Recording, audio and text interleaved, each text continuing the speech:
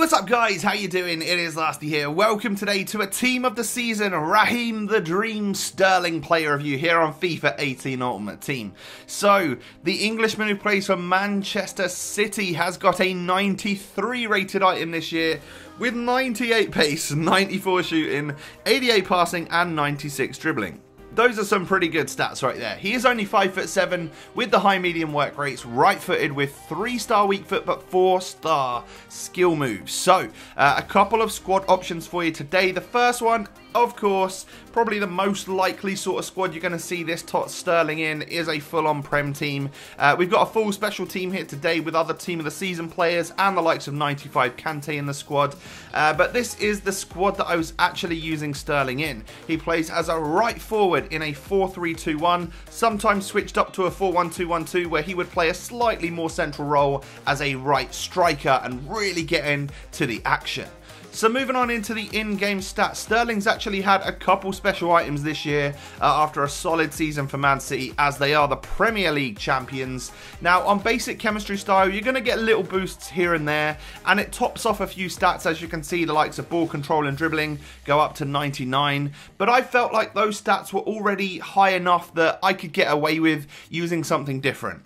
I'd gone with the finisher chem style. You know, that's going to give me basically perfection in all of my shooting stats apart from penalties and volleys, which are less likely to be struck, right? And then it's actually going to give me plus 10 on the strength because, well, I wanted to test something because I actually noticed that this Sterling has got a really high strength stat to begin with, but he's such a small player with like a very weak frame and slim body type that I figured there's no way he's going to be able to hold off like big strong defenders.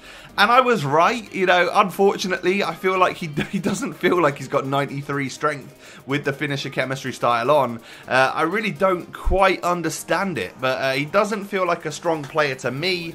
I wouldn't recommend getting into any confrontation with this player, despite what the in-game stat says. I mean, that was just my interpretation of it. Whether or not you find it to be different in-game, let me know down below in the comment section. And then the only other real negative about a player like this is the 3-star weak foot.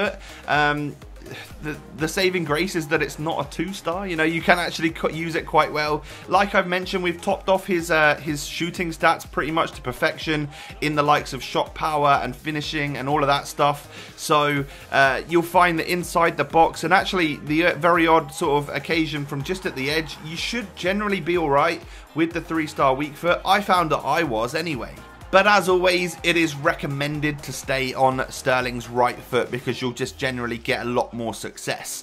Now, we move on to an incredibly long list of positives because I have to say, this Sterling is the best Tots player I've used to date. And we've already reviewed a whole bunch of Team of the Season players because I don't know what it was, but he was just in the right place at the right time and scored a hell of a lot of goals for me in the games that we've played. The first thing you notice is that he's just rapid. His pace is exceptional. You know, we're talking basically perfection. You know, he feels super quick. There's nothing else needs to be said about that. He is just a very quick player.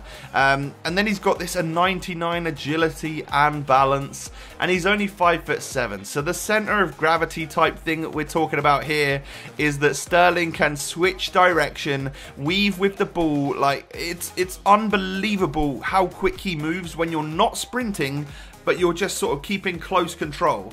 And part of that, I think, is down to like the speed dribbler trait. You know, when you're running with the ball actually at pace, he still keeps it close to his feet. But when you're sort of just jogging with the ball and keeping it close, oh my god, it's ridiculous. It's Messi-esque. It really is.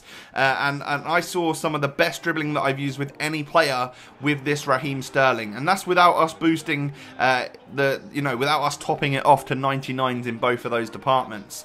Now, Sterling's also got the 4-star skills at his disposal. This could come very much in handy. Picture this situation. You're out on the right wing with a 3-star weak foot player. You run inside and then you cut back with a Berber spin to get back onto the strong foot. And that is going to make all of the difference that a 3-star skill move player wouldn't have.